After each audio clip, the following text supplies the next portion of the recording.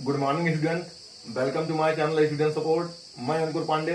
आज हमारे इस नए वीडियो में हम सब डिस्कस करेंगे electric dipole and electric dipole moment. कहने का मतलब वैद्युत द्विध्रुव और वैद्युत ध्रुव आघूर्ण। तो आइए देखते हैं कि वैद्युत द्विध्रुव क्या होता है। तो देखिए, वैद्युत द्विध्रुव में दो बराबर परंतु विपरीत प्रकार के आवेश एक दूसरे से अल्प दूरी पर स्थित होते हैं। तो आइए हम जानते हैं कि वो अब दूरी लगभग कितनी होती है और जो आवेश आपका है कैसे एक फिगर के माध्यम से हम आपको इंडिकेट करते हैं। कहने का मतलब जैसे ये कोई इंटरनल पॉइंट हो गया, सपोज करिए, और यहां से देखिए मैंने क्या किया कि यल लंबाई पर एक आवेश लिया और भी ये पॉजिटिव एरिया में जा रहा है तो ये प्लस क्यों हो गया, और यहां से ये निगेटिव एरिया में जा रहा है उतनी लंबाई की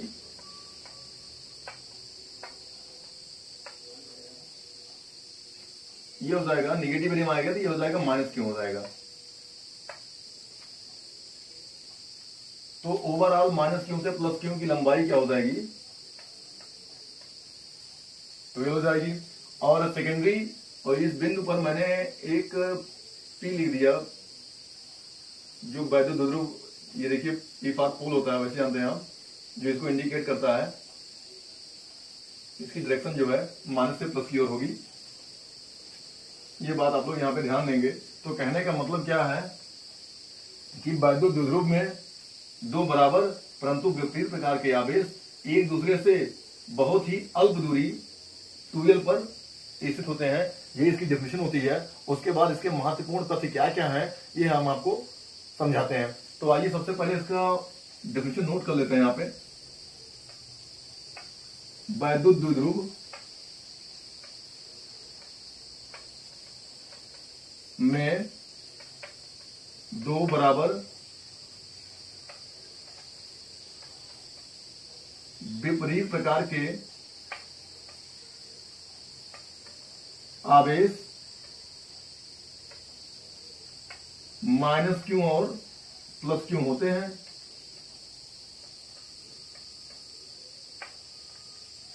जो एक दूसरे से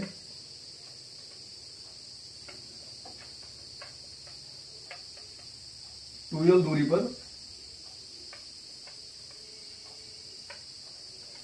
स्थित होते हैं। अब देखिए यहां पे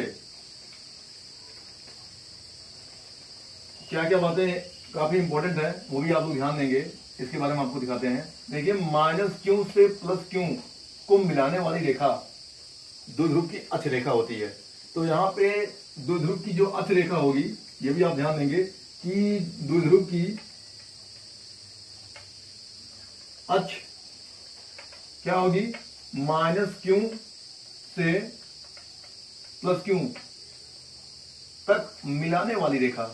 एक बात ये हो गई।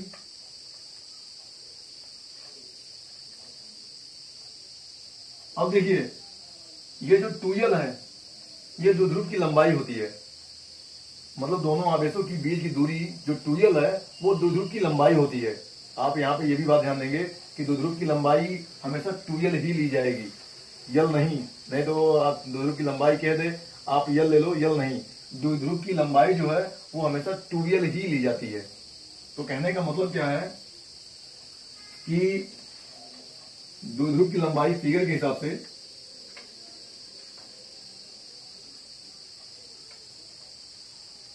टूयल। अब देखिए इसके अलावा और भी हम आपको बताएंगे। प्रत्येक द्विध्रुव में एक वैद्युत द्विध्रुव आघूर्ण भी होता है, क्योंकि उसी के हिसाब से हम उसको घुमाते हैं, ठीक है। और यहां पे एक बात आप और ध्यान देंगे कि द्विध्रुव की जो दिशा होगी वो हमेशा माइनस से प्लस आवेश तक की होगी, कि माइनस आवेश से लेकर के प्लस आवेश, जो यहाँ कहने का मतलब जो निगेटिव चार्ज है वहां से लेकर के पॉजिटिव चार्ज तक होती है इसका डायरेक्शन। तो आइए हम आपको एक बात बताते हैं कि वैद्युत द्विध्रुव आघूर्ण क्या होता है। ये सारी बातें जो थी वो सिर्फ वैद्युत द्विध्रुव की थी। अब इसी पर निर्भर कराते हुए हम आपको वैद्युत द्विध्रुव आघूर्ण क्या होता है, उसकी डेफिनेशन क्या होती है आपको समझाते हैं। तो देखिए यहां पे हम लिख देते हैं वैद्युत द्विध्रुव आघूर्ण।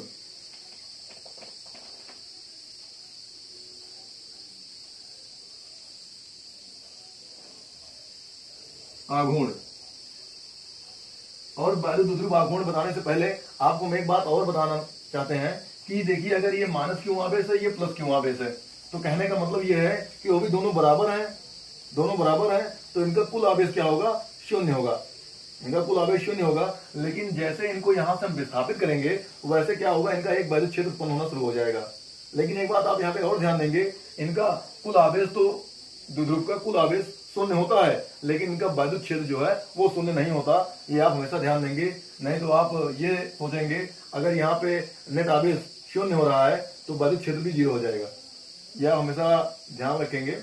और अब आइए वैद्युत द्विध्रुव आघूर्ण को हम करते हैं डिफाइन। देखिए, वैद्युत द्विध्रुव को हम वेक्टर P से प्रदर्शित करते हैं और इसी वेक्टर P को ही वैद्युत द्विध्रुव आघूर्ण कहते हैं, जिसको कुछ इस तरह से हम इंडिकेट करते हैं कि vector P equal to Q multiple to vector L। अब यहां पे जहां 2L ये ऋणात्मक से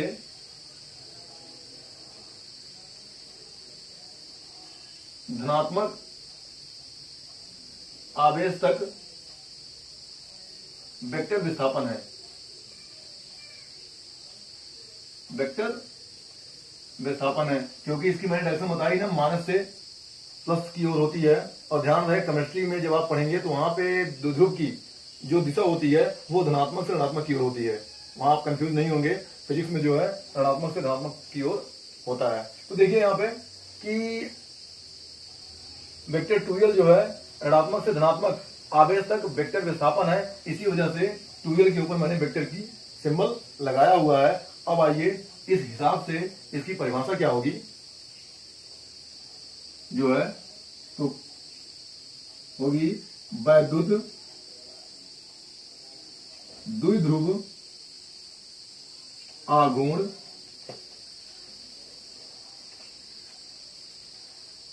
देखिए, दोनों में से किसी एक आवेश का परिमाण, दोनों में से किसी एक आवेश का परिमाण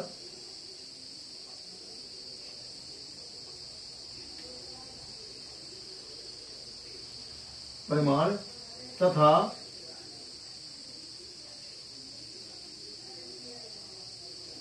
ऋणात्मक से धनात्मक आवेश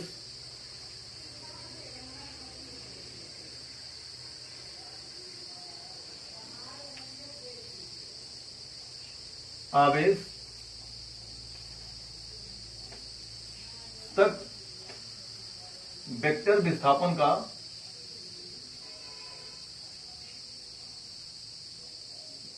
गुणनफल है। तो ये बात आपको समझ में होगी, वैद्युत द्विध्रुव आघूर्ण जो है वो दोनों आवेशों में किसी एक आवेश का परिमाण तथा वेक्टर विस्थापन के गुणनफल के बराबर होता है। ये वैद्युत द्विध्रुव आघूर्ण का डेफिनेशन था। आइए इसकी कुछ मात्रक हम समझते हैं और इसकी बीमा क्या होगी वो आपको हम बताते हैं।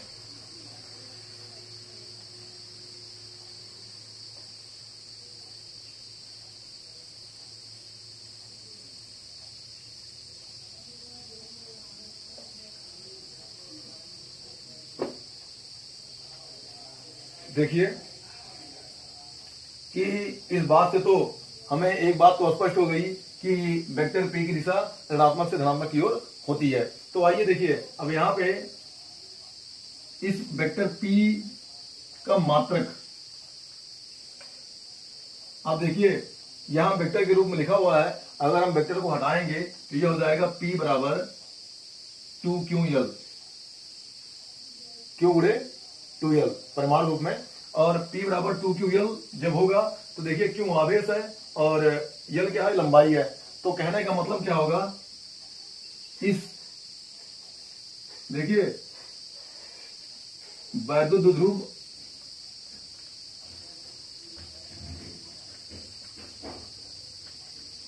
आघूर्ण का मात्रक,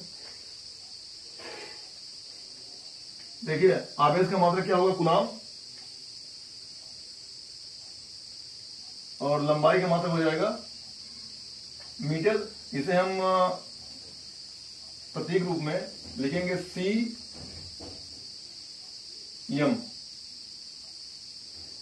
एक तो ये हो गई। इसके अलावा इसके अन्य मात्रक भी होते हैं, वो भी आप लोग जानते रहिए। अन्य मात्रक में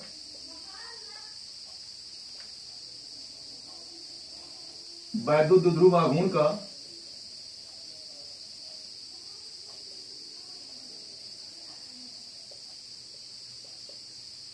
मात्रक डिवाई होता है,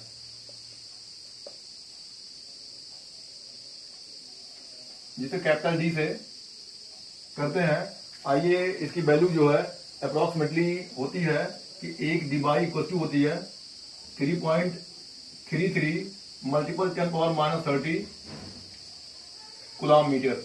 ये आप लोग याद रखेंगे। और ये कैसे आया हम आपको ये भी करके दिखा देते हैं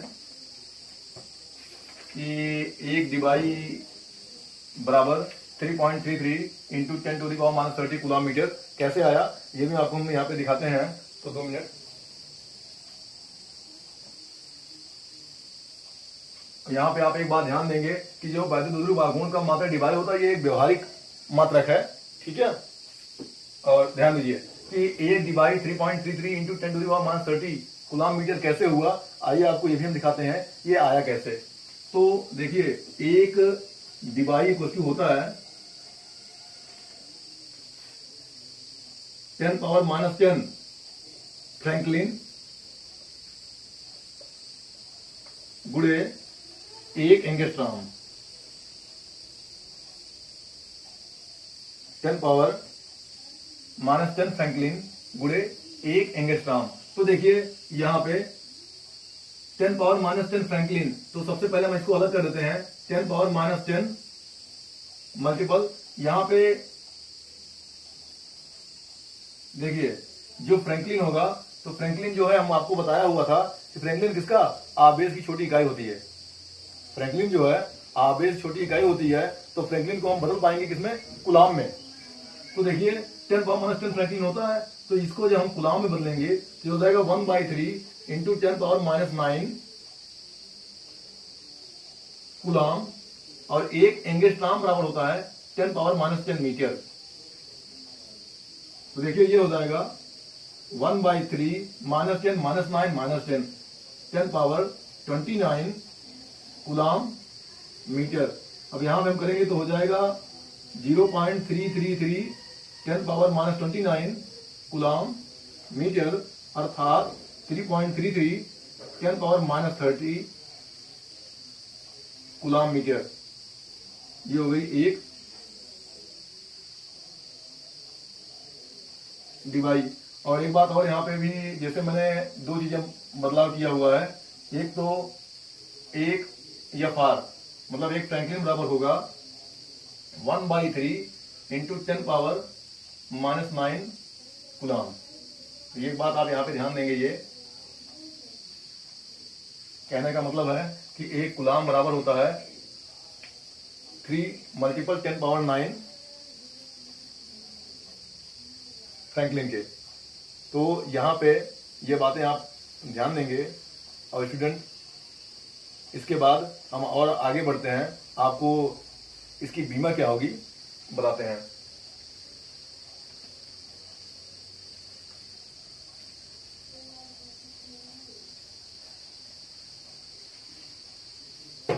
देखिए